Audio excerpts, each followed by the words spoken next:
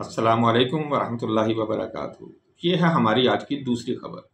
जैसा कि मैंने पहले आपको बताया कि हमने आज से अपने शॉर्ट्स बनाने शुरू किए हैं।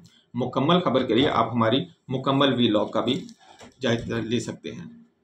तो जनाब, ये हमारी दूसरी खबर। एलॉन मस्क की पागलपन वाले अखराजात का बिल मंजूर करने पर अमेरिका पार्टी बनाने की धमकी।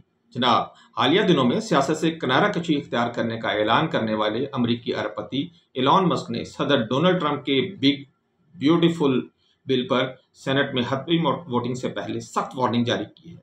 उन्होंने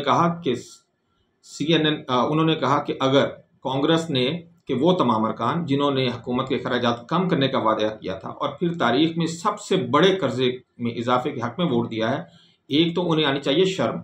और अगर ये मेरी ज़िंदगी का आखिरी काम भी हुआ तो मैं उन्हें अगले साल प्राइमरी इंतखाबात में ज़रूर हराऊंगा।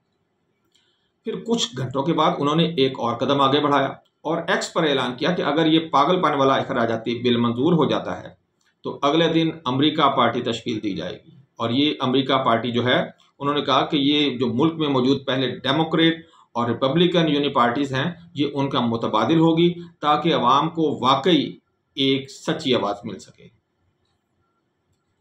इंशाल्लाह हम बाकी खबरों के शॉर्ट्स के साथ आपकी मज़ीद हाजिर होंगे।